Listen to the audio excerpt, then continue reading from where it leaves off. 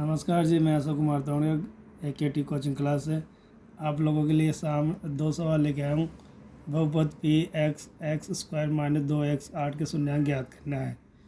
जैसे हमने इसमें ये नियम है कि एक और तीसरी संख्या को इंटू करने पर हमें जो संख्या प्राप्त हो वो बीच वाली दूसरी संख्या के टुकड़े करने पर हमें वही संख्या प्राप्त होनी चाहिए।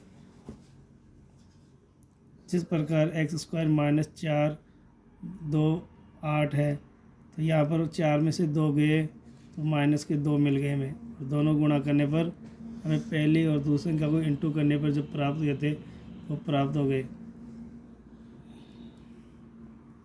आगे इन दोनों में जोड़े बढ़ाकर करना पड़ता है। इन दोनों में कॉमन एक्स है तो हमने एक्स का भाग दे दिया, एक्स का भाग गया तो 2 में से 1 आ गया, 4 में से 1 गया तो 1 आ गया। फिर हमने 2 का, इन दोनों में किसका भाग जाएगा, 2 का, तो मैंने 2 का भाग दिया, 2 में 2 गया और 8 8 4 बार आते हैं। इन दोनों को दोनों जोड़े जैसे है तो 1 उतार लो, बाकी इन दोनों को उतार दिया गया। अब ये माइनस का है तो प्लस हो गया और ये प्लस का है तो माइनस हो गया। इसी प्रकार आगे चलते हैं हम। अब यहाँ पर लिखा है, हमने लिखा है शून्यांकों का योगफल अल्फा प्लस बीटा। तो अल्फा आपका 4 है, बीटा माइनस के 2 है, तो इन 4 में से 2 माइनस किया तो 2 आ गए, क्योंकि प्लस है माइनस है तो माइनस के घटने पर 2 आ जाएंगे। 4 में से 2 गए तो 2, किंतु यहाँ पर माइनस का चिन्ह है बी, तो हमें यहाँ पर माइनस का, या प्लस है तो यहाँ पर माइनस का चिन्ह लगेगा। इसी प्रकार शून्यांकों का गुणनफल अल्फा इंटू बीटा बराबर सी बटा ए।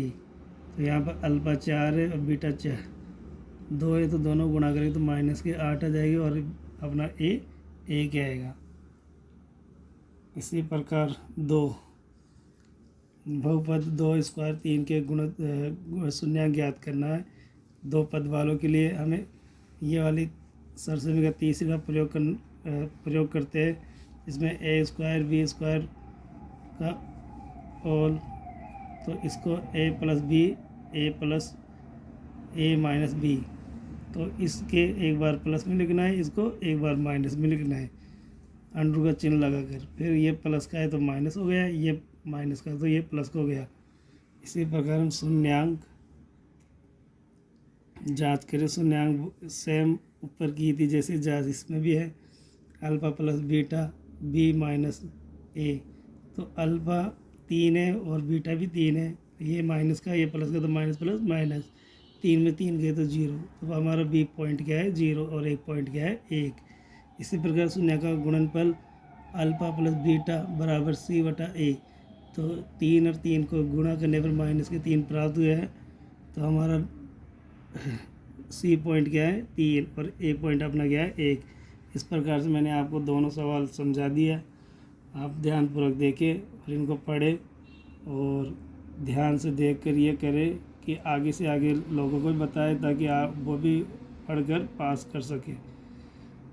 एग्ज़ाम में दूसरा सवाल मोस्ट है, ये दूसरा सवाल एग्ज़ाम की दृष्टि से मोस्ट है, ये आ सकता है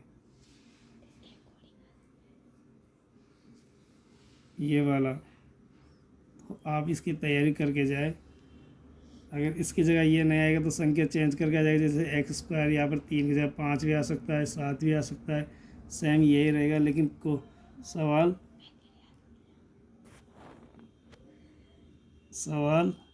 यही रहेगा। तो आप लोग ये देखो, यहाँ पर 5 की जगह 3 की जगह 5 या 7 लिखकर आ सकता है। आप लोग ध्यान दें।